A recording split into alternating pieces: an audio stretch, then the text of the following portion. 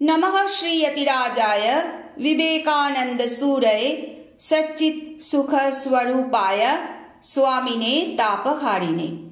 नमस्कार।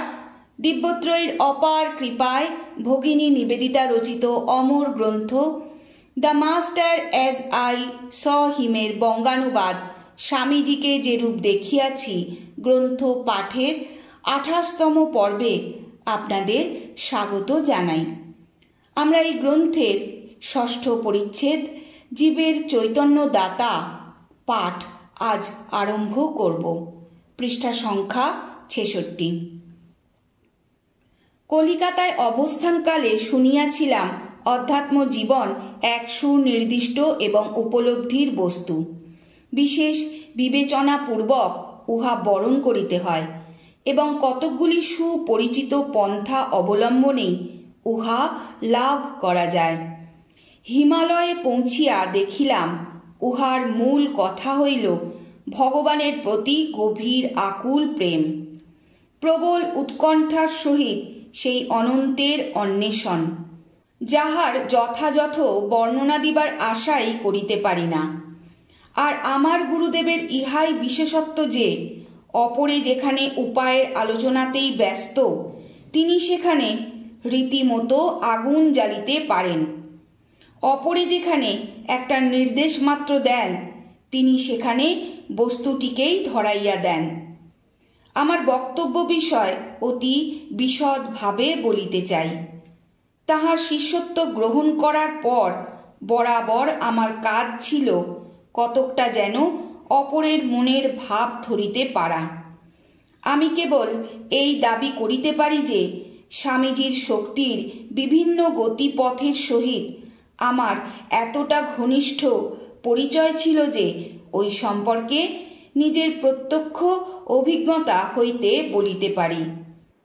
আর যেহেতু আমি বিশ্বাস করি কোনো জড়বস্তুর ন্যায় কোনো অভিজ্ঞতাও কতকগুলি সুনির্দিষ্ট নিয়মের অধীন, অতএব যে সব অবস্থার মাধ্যমে আমার ঐরূপ অভিজ্ঞতা লাভ হয় তাহাদের যথাযথ বর্ণনা দিবার চেষ্টা করিব। ব্যক্তিগত ঘটনা বা অনুভূতি সম্পর্কে স্বামীজি ছিলেন অত্যন্ত চাপা প্রকৃতির। অবশ্য জগতের বিভিন্ন স্থানে বহু ব্যক্তি তাহার নিকট নিজ নিজ দোষ উদ্ঘাটন করিয়াছে, কিন্তু আধ্যাত্মিক গুরুর পদ হইতে নিষ্কৃতি লাভের জন্য কেহই বোধহয় তাহার মতো ব্যাকুলভাবে চেষ্টা করে নাই। এমনকি কোনো ব্যক্তিবিশেষকে উদ্দেশ্য করিয়া নহে, অথচ নিজ ব্যক্তিগত অনুভূতির ঘনিষ্ঠ প্রকাশ ব্যতীত যাহার উত্তর দেওয়া চলে না, এমন সব প্রশ্নে তাহার মুখ আরক্তিম হইয়া উঠিত এবং অন্তরের ভাব অপরের নিকট ব্যক্ত করিতে সংকোচ বোধ করিতেন। লন্ডনের ক্লাসগুলিতে কখনো কখনো দেখিয়াছি কতকগুলি প্রশ্ন জোর করিয়া তাহার উপর চাপানো হইয়াছে, যেমন সমাধিকালে কিরূপ অনুভূতি হয় ইত্যাদি।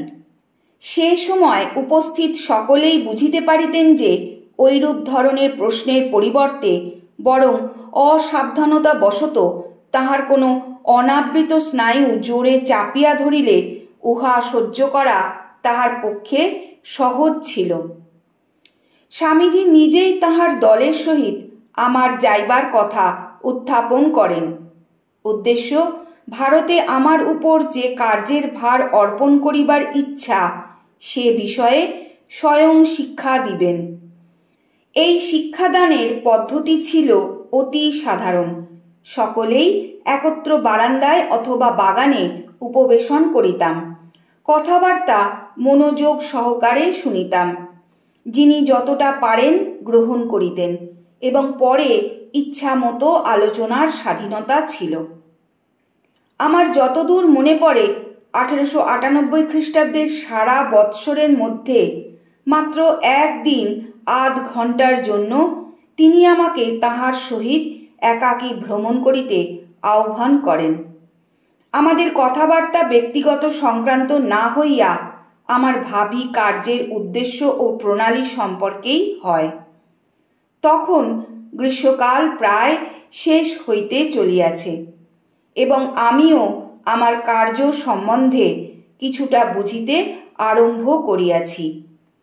এ বিষয়ে সন্দেহ নাই যে কোনো বিশিষ্ট চিন্তাশীল ব্যক্তিকে কেন্দ্র করিয়া যে দল গড়িয়া উঠে, ওই দলের সকলের সহিত তাহার একটি নিগূঢ় ভাব সম্বন্ধ স্থাপিত হয় এবং ওই সম্বন্ধের মাধ্যমে তাহার ভাবাদর্শ চারিদিকে পরিব্যাপ্ত ও জনসমাজ কর্তৃক পরিগৃহীত হয়। এমনকি একজন গণিতবিদ তাহার সমকালীন ব্যক্তিবর্গের উপর সেই পরিমাণে স্বীয় প্রভাব বিস্তার করিতে সমর্থ হন যে পরিমাণে তাহার চিন্তা ভাবের মাধ্যমে প্রচারিত হয়। কিন্তু এই ভাব সম্বন্ধের কোনো নির্দিষ্ট রূপ নাই। বিভিন্ন ব্যক্তির নিকট উহা বিভিন্ন আকার ধারণ করে। কেহ তাহাকে দাস ভাবে, কেহ ভ্রাতা, সখা বা বন্ধুরূপে, কেহ বা সেই অলৌকিক পুরুষকে নিজের প্রাণপ্রিয় সন্তান রূপে দেখিয়া থাকেন।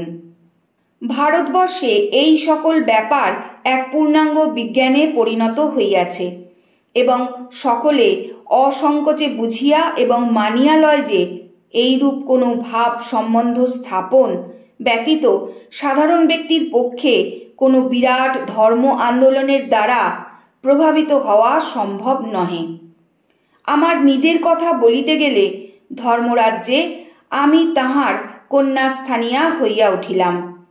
এই সম্পর্ক অতি মধুর এবং স্বামীজির জীবিতকালে যাহাদের সহিত আমার পরিচয় ঘটে সেই সকল ব্যক্তি ও সম্প্রদায় সকলেই আমাকে ওই চক্ষে দেখিতেন। কিন্তু এই যাত্রার প্রারম্ভে যখন অন্যান্য বিষয়ের ন্যায় এই বিষয়টিও আমার নিকট প্রতিভাত হয় নাই, তখন আমি যেন প্রকৃতই দিশাহারা হইয়া পড়ি। সত্যই আমার মহা সৌভাগ্য যে সেই সময়ে শিক্ষক রূপে লাভ করি স্বামী স্বরূপানন্দ নামে পরিচিত এক তরুণ সন্ন্যাসীকে। তিনি আমাকে বাংলা এবং হিন্দু ধর্মশাস্ত্র শিক্ষা দিতেন। কারণ আমার সর্বদা মনে হইয়াছে, যেমন দর্পণ সংকেত হেলিওগ্রাফ বৃহৎ ও ক্ষুদ্র দর্পণের পরস্পরের সংকেত মার্গে অবস্থিত হইলে সেখানকার সমুদয় তথ্য অবগত হওয়া যায়, সেইরূপ এই ঘটনার ফলে আমরা যে ঘনীভূত ভাব রাজ্যে বাস করিতাম তাহার কতকটা ধরিতে ও বুঝিতে সমর্থ হই। আজ পাঠের এখানেই বিশ্রাম।